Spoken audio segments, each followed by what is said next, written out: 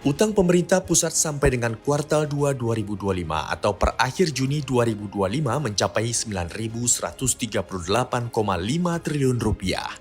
Nominal itu turun dari catatan per Mei 2025 yang sebesar 9.177,48 triliun rupiah. Direktur Jenderal Pengelolaan Pembiayaan dan Risiko Kementerian Keuangan Suminto mengatakan, nominal utang per akhir Juni 2025 itu setara dengan 39,86% terhadap produk domestik bruto per kuartal 2 2025. Level rasio utang terhadap PDB itu kata Suminto juga masih di level aman, karena masih lebih rendah dibandingkan negara dengan kekuatan ekonomi yang setara, seperti Malaysia yang sudah mencapai 61,9% terhadap PDB, Filipina 62%, Thailand 62,8%, dan India 84,3%. Nominal utang per akhir kuartal 2 2025 ini terdiri dari pinjaman yang senilai 1.157,18 triliun rupiah, lebih tinggi sedikit dibandingkan posisi per Mei 2025 yang sebesar 1.147,95 triliun rupiah. Pinjaman yang diperoleh dari luar negeri nilainya sebesar 1.108,17 triliun rupiah. Pinjaman dalam negeri 49 triliun rupiah, adapun untuk utang yang diperoleh dari surat berharga negara atau SBN, nominalnya per akhir kuartal 2 2025 sebesar 7.980,87 triliun rupiah, turun jauh dari catatan per Mei 2025 yang sebesar 8.029,53 triliun rupiah. Nominal penerbitan SBN yang berdenominasi rupiah masih mendominasi dengan nilai 6.484,12 triliun rupiah, sementara yang berdenominasi falas sebesar 1.499,75 triliun rupiah.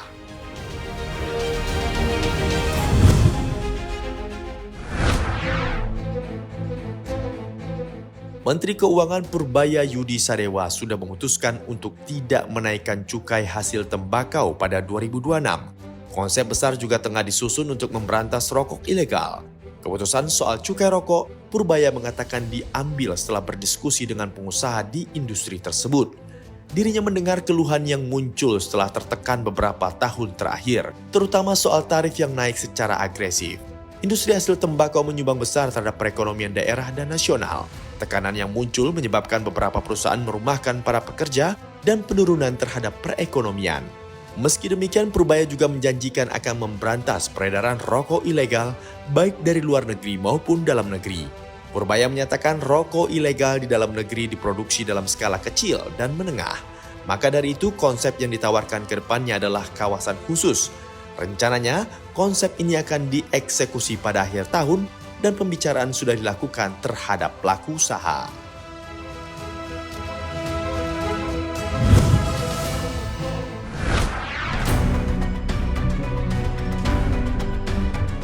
Ketua Dewan Ekonomi Nasional Indonesia Luhut Binsar Panjaitan mengadakan pertemuan dengan Menteri Perdagangan Amerika Serikat Howard Lutnick di Washington DC. Menurut Luhut, pertemuan juga membahas peluang kerjasama ekonomi dan investasi yang terus berkembang antara kedua negara, dari energi dan manufaktur hingga sektor berteknologi tinggi yang membuka banyak lapangan kerja. Dalam unggahannya, Luhut menjelaskan terkait perkembangan negosiasi Reciprocal Tariff Agreement yang juga tengah dirumuskan tim kedua negara. Masih banyak yang perlu disempurnakan terkait hal tersebut. Namun arah pembicaraan terkait tarif selalu berjalan ke arah yang konstruktif dan saling menguntungkan.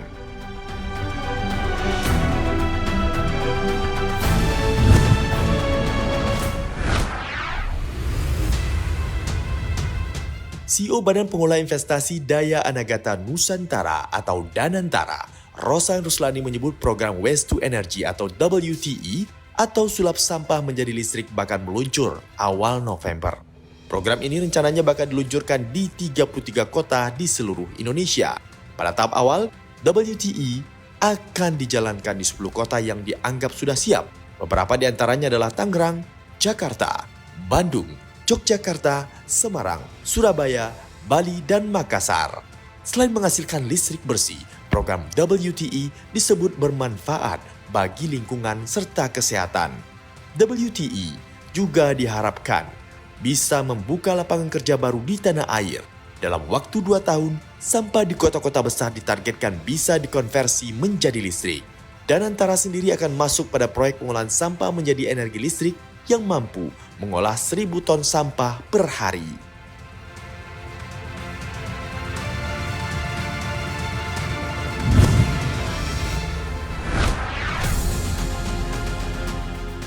Pemerintah China secara resmi melarang perusahaan riset semikonduktor asal Kanada, TechInsight, untuk bekerja sama atau menerima data dari entitas China.